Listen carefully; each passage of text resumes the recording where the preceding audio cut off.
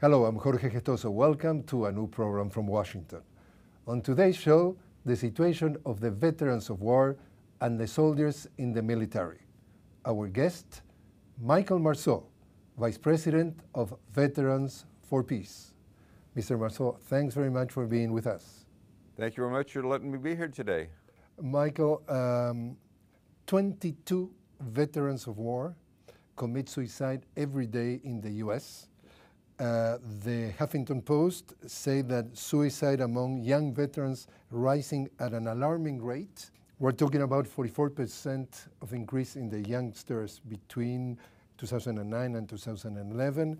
Another piece of information, while veterans make up nearly a little less of 10% of the US population, they account for roughly 1 in 5 suicides, according to an analysis conducted by News 21.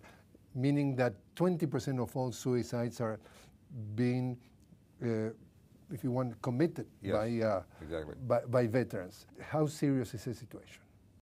Well, I mean, obviously it's very serious, and we in Veterans for Peace are very concerned about that. One of the parts of our mission statement is to let people know the true cost of war. And of course, veteran suicide, 1 out of 5 suicides, like you say, are committed by a veteran. And anywhere between 18 to 22 a day.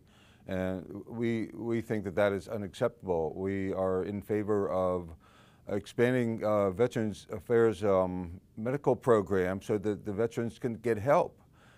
We've seen the problems in the VA healthcare system in the past year or so.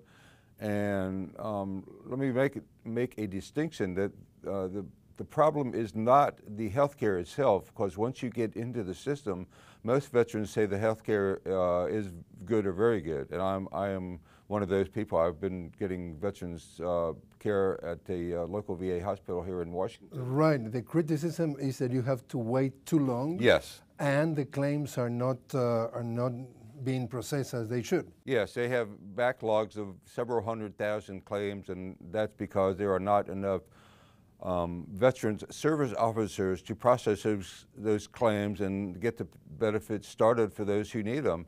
And of course that goes back to the mental health care as well, because that's a part of the suicide issue, because veterans have these feelings of suicide and helplessness, and they think that they are the only ones dealing with those issues, and we are trying to say that you are not alone, and it is not a sign that you are not a man enough to admit that you need help with these issues, because mental health issues affect veterans in many different ways. The reasons that are listed most frequently about why they commit suicide, and you correct me if you do not agree with this: depression, post-traumatic stress disorder, right, alcoholism, yep, drug abuse, chronic pain, and then leaving the military careers, readjusting to civilian life, combat injuries like limbs, migraine headaches, or any other conditions that carries with it chronic pain.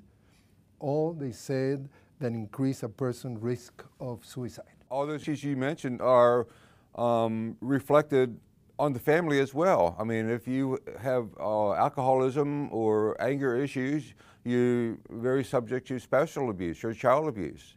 And so that's another issue that needs to be addressed by the VA and the military medical systems. And we need to adjust our funding so that we don't buy all these weapons for the military and have more veterans injured and being unable to get care, but we need to spend some of that money on veterans who are already injured and struggling to get care. And like you say, the weight issue is unacceptable, and we need to reprioritize how we think about our veterans. What is the official explanation? Why the wait? Why the backlog in processing the claims? Well, I don't really know the official explanation, but I think it's has a lot to do with our spending priorities. You see the recent budget that was just approved, and 60% of that budget went to the military. In veterans organizations are saying, let's reprioritize that, and like I just said, fix the veterans who are injured, take care of them and their family, give them the benefits they are entitled to. the healthcare, whether it's medication, whether it's group therapy sessions, whether it's pain management programs. We need to take all of that into account and work with the veterans who are already injured and try not to injure any more veterans. People who are skeptical about the American being involved in wars. For example, Louis Lapham has said that fighting wars is almost, after World War II, part of the backbone of the US economy.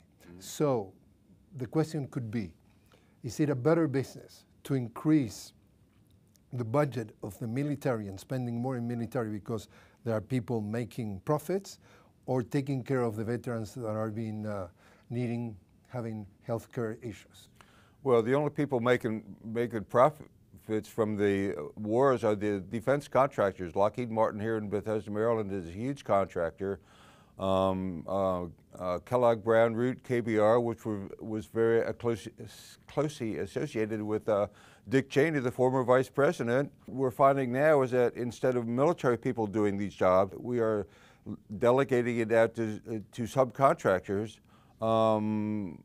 Look at what's happening with the security issues. There was a big problem with Blackwater, and several other people were recently charged with the murder of the civilians in Baghdad. And we also see that there is no accountability for those actions. I mean, it's taken, what, 7 or 8 years to bring those charges to those contractors, and we're going to have to wait to see how it plays out in the courts. That, to us veterans, is a huge problem, because there's no accountability when those military jobs are shipped off and done by subcontractors. You personally, you have been injured in the Vietnam War. Yes.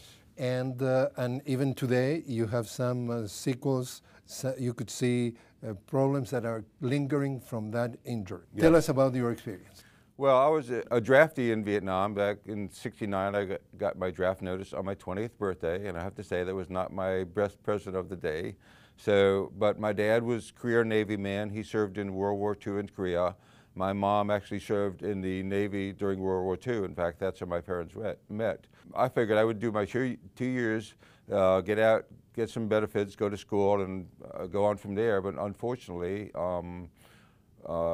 during May of 1970, I was critically injured in a rocket attack. This was shortly after President Nixon sent the troops into Cambodia, Laos, and Thailand to eliminate the sanctuaries, because they were safe zones. We could not go over the border and take care of those guys, so he sent the B-52s to bomb them. So what happened to you? I was hit by a part of a rocket that exploded one morning. Our compound took about 10 or 12 rockets, and I was in the wrong place at the wrong time and got hit by a piece of shrapnel in the back. It went through my lung and up into my shoulder and damaged my nerves, and I still have severe paralysis today in my left arm, and I'm missing half of my left lung. So it was not a real good day for me in Vietnam. And what about the care that you received here in the U.S.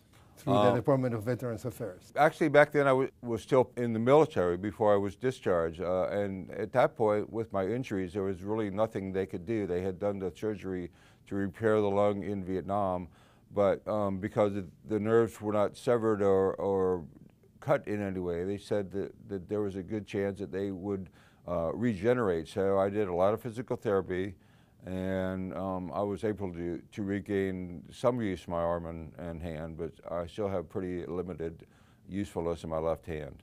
Any resentment about the treatment that you got here?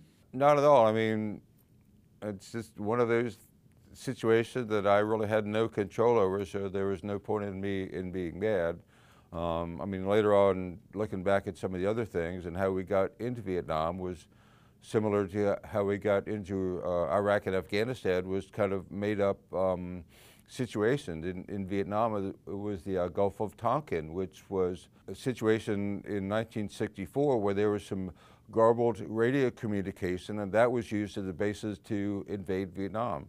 In Iraq and Afghanistan, it was the 9/11 attacks, which actually Iraq had nothing to do with, because 15 of the 19 hijackers were of Saudi Arabia's citizenship. Also, the weapons of mass destruction. We knew that Saddam Hussein had not had those programs going for years, and that was just used as a pretext to sell the war to the American people. To sell the war to the contractors to make money? Yep, that's part of it too, exactly. Your organization, Yes. Veterans for Peace, in your website denounced the authority to kill anybody. You said, the title of the article say, veterans announce Obama's claim authority to kill anybody he wants to as long as they are overseas. We just think that's wrong. That's not only contrary to the founding principles of America, but I mean, if you want to get simple to it, it goes back to the 10 Commandments: thou shalt not kill. President Obama sends a drone to Yemen or something and unilaterally kills people without any courts of law getting involved, without any justice systems being involved. That's just flat out murder. The words in that article of your organization, it says, Veterans for Peace believes these killings that you were referring to, Yeah. which violated domestic and international law, expose yet another true cause of war. We can see our nation drift even closer to the terrible waters of tyranny. Yep. Pretty strong words. Well, I think that's pretty accurate description of what's happening, and one of the things that goes along with that is the crackdown on the whistleblowers that has happened under President Obama. I mean, I had the opportunity several years ago to sit in the court-martial of Bradley Manning at Fort Meade. You were? Yes. That was open to the public, and we went as veterans and supporters to let him know that he would not be forgotten. Mm-hmm.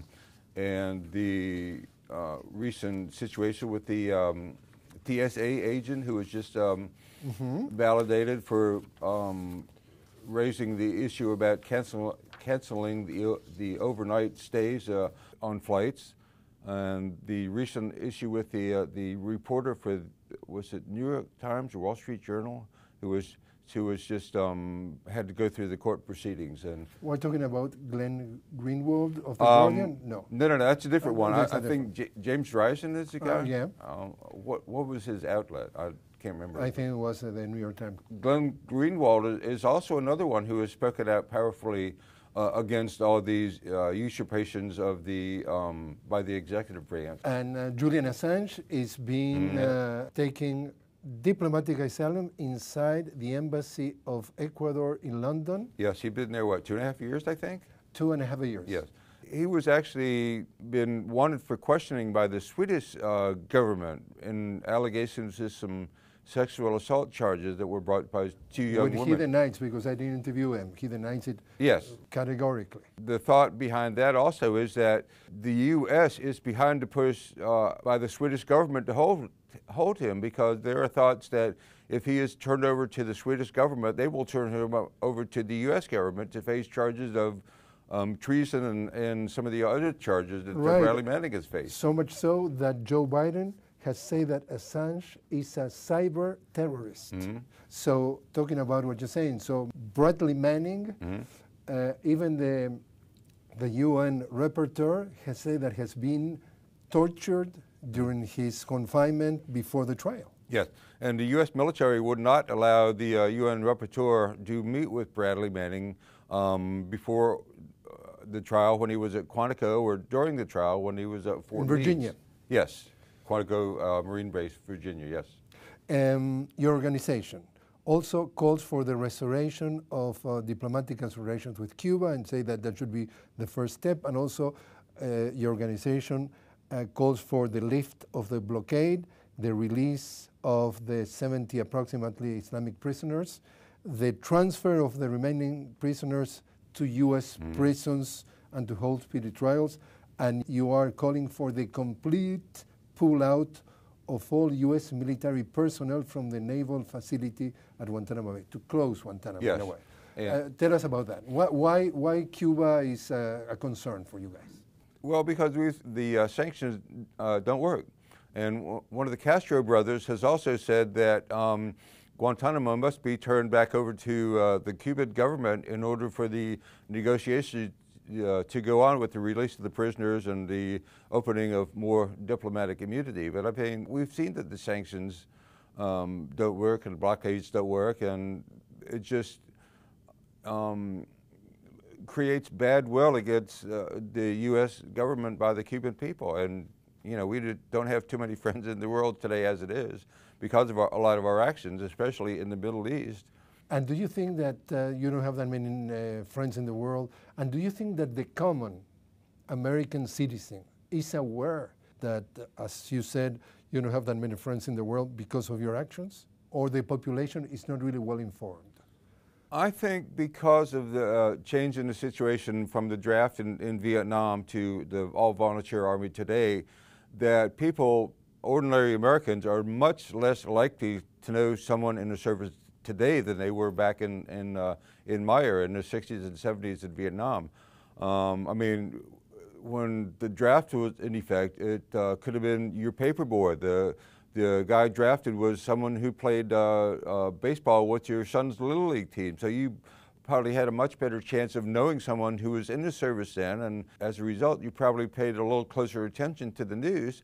But now people are talking about the Super Bowl and the deflated football, for Pete's sake. And you know, it's the dumbing down of America, I think. And you think that is purposely? Well, part of it maybe is, but you know, who's to know? It's a different time.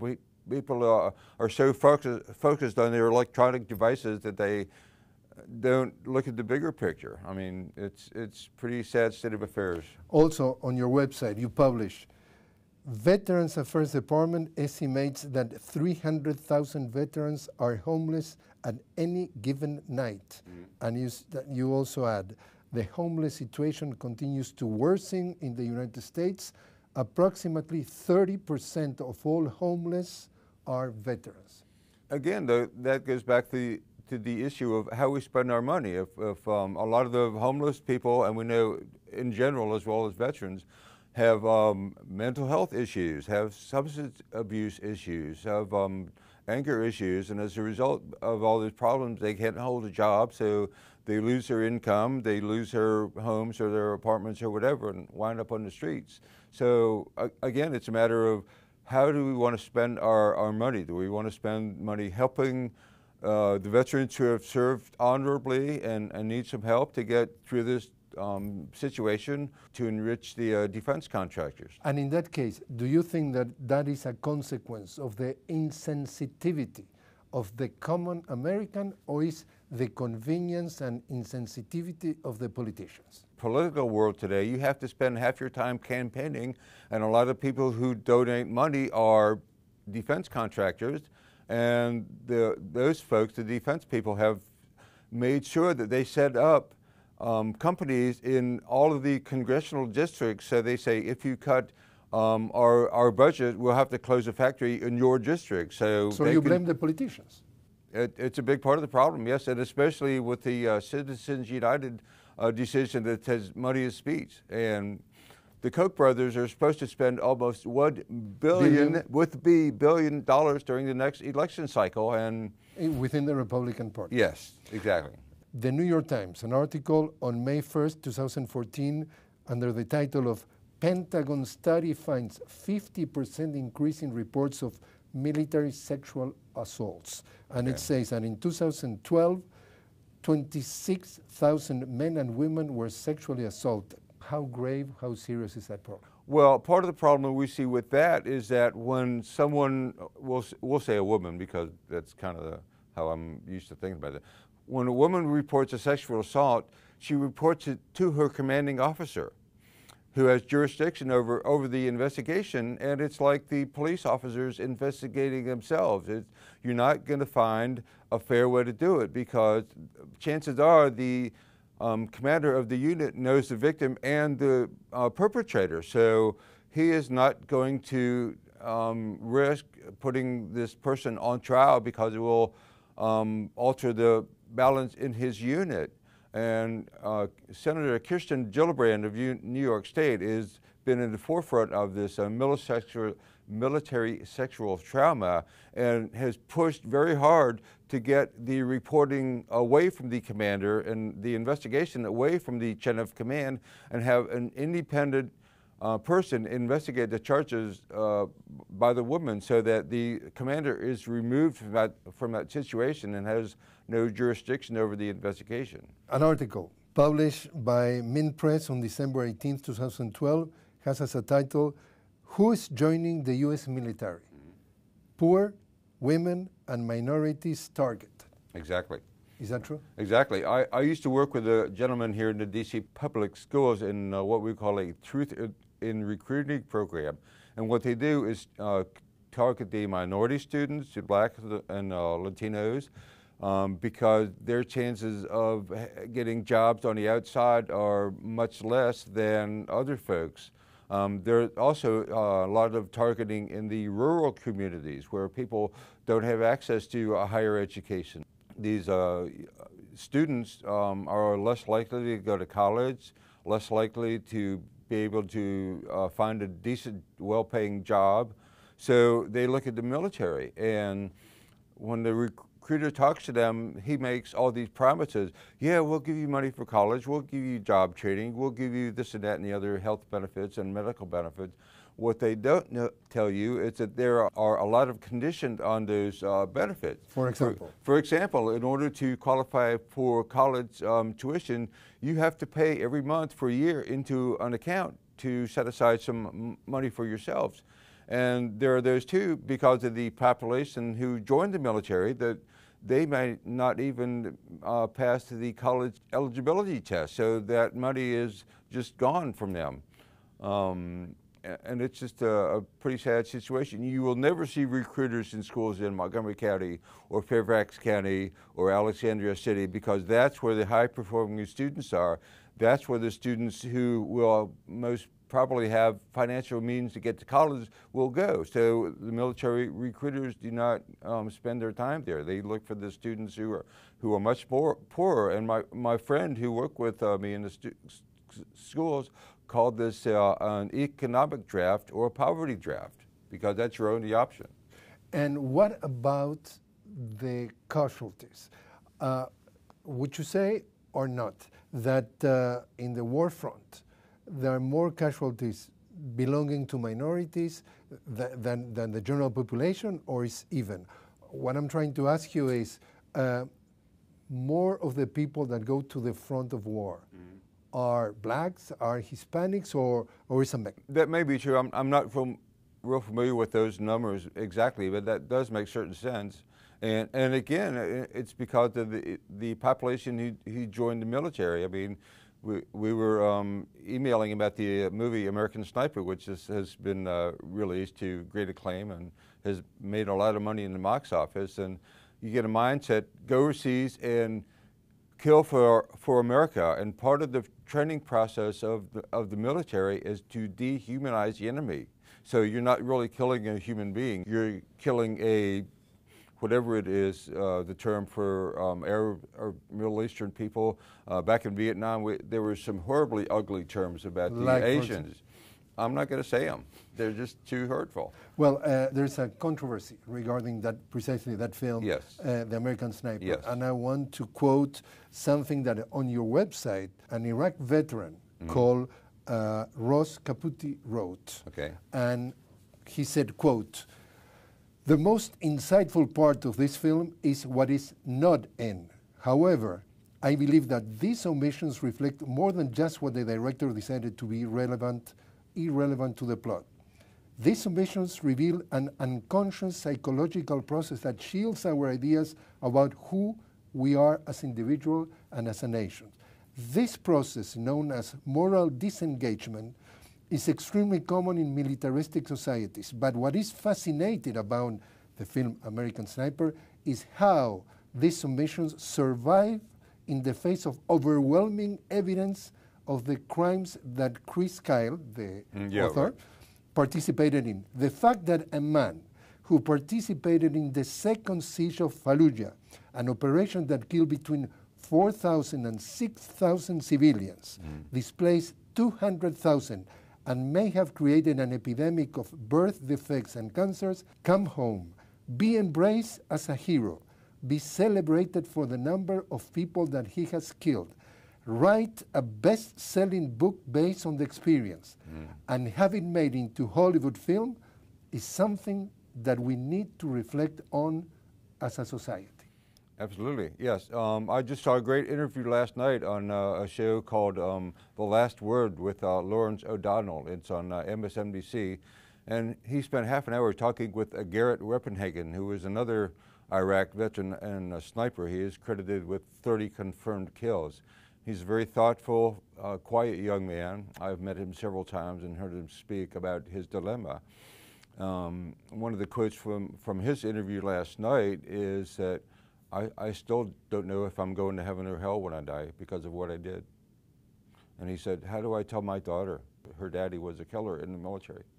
And he is still grappling with these issues. Finally, Mr. Marceau, if you would have the opportunity to do everything again, knowing what you know now about the way it works, the military of the U.S. service, would you be proud of having gone to Vietnam? Yeah, I think so. I mean, I was very naive back then, and I kind of believed all the hype. Let's fight them there before we have to fight them here kind of thing. And like I say, I kind of did it because my dad and my mom served. And I thought that being a patriot and doing my duty of being in the military, even if it was only for 2 years, was something that I had to do for my country to pay back, if you want to use that term, the benefits of the life that I've been given here in America. So it's a tough question, and sometimes my answer is one thing, and sometimes it would be another. But you know, looking back on it, I'm happy the way I am today, and I have credibility to speak on the issues because of my service. Michael Marceau, thanks very much for joining us. Good to be with you today. Thank you.